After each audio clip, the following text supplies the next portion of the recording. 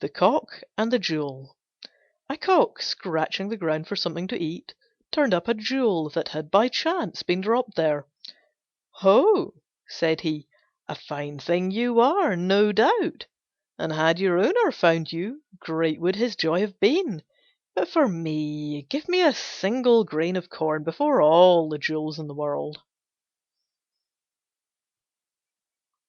The Wolf and the Shepherd. A Wolf hung about near a flock of sheep for a long time, but made no attempt to molest them. The Shepherd at first kept a sharp eye on him, for he naturally thought he meant mischief. But as time went by, and the Wolf showed no inclination to meddle with the flock, he began to look upon him more as a protector than as an enemy, and when one day some errand took him to the city, he felt no uneasiness at leaving the Wolf with the sheep. But as soon as his back was turned, the Wolf attacked them and killed the greater number.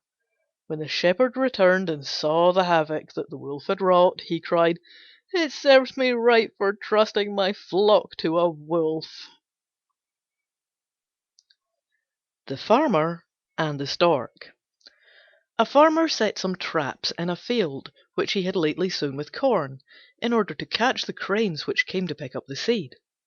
When he returned to look at his traps, he found several cranes caught, and among them a Stork, which begged to be let go, and said, "You ought not to kill me. I'm not a crane, but a Stork, as you can easily see by my feathers, and I am the most honest and harmless of birds." But the Farmer replied, "It's nothing to me what you are. I find you among these cranes who ruin my crops, and like them you shall suffer." The moral of the story is that if you choose bad companions, no one will believe that you are anything but bad yourself. The Charger and the Miller. A Horse, who had been used to carry his rider into battle, felt himself growing old, and chose to work in a mill instead. He now no longer found himself stepping out proudly to the beating of the drums, but was compelled to slave away all day grinding the corn. Bewailing his hard lot, he said one day to the Miller, "Ah me! I was once a splendid war horse, gaily caparisoned, and attended by a groom whose sole duty was to see to my wants. How different is my present condition! I wish I had never given up the battlefield for the mill." The Miller replied with asperity, "It's no use you regretting the past. Fortune has many ups and downs. You must take them as they come." The Grasshopper and the Owl. An Owl who lived in a hollow tree was in the habit of feeding by night and sleeping by day. But her slumbers were greatly disturbed by the chirping of a Grasshopper who had taken up his abode in the branches. She begged him repeatedly to have some consideration for her comfort, but the Grasshopper, if anything, only chirped the louder. At last the Owl could stand it no longer, but determined to rid herself of the pest by means of a trick. Addressing herself to the Grasshopper, she said in her pleasantest manner, "As I cannot sleep for your song, which, believe me, it's as sweet as the notes of Apollo's lyre, I have a mind to taste some nectar which Minerva gave me the other day. Won't you come in and join me?"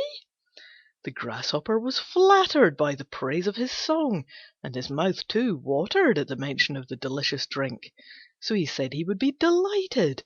No sooner had he got inside the hollow where the Owl was sitting than she pounced upon him and ate him up.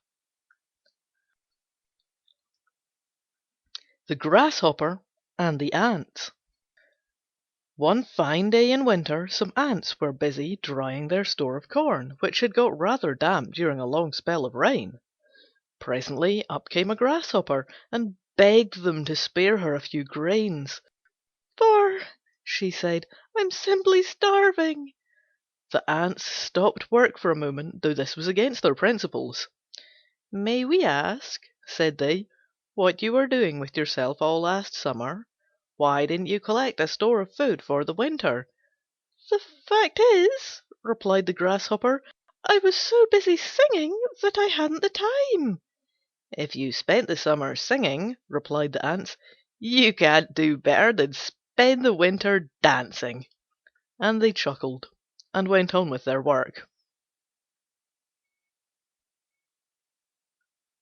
The Farmer and the Viper. One winter a farmer found a viper, frozen and numb with cold, and out of pity picked it up and placed it in his bosom. The viper was no sooner revived by the warmth than it turned upon its benefactor and inflicted a fatal bite upon him. And as the poor man lay dying, he cried, "I have only got what I deserved for taking compassion on so villainous a creature."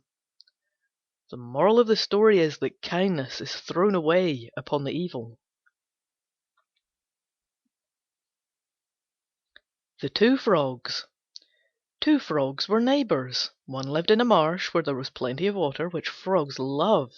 The other lived in a lane some distance away, where all the water to be had was that which lay in the ruts after rain.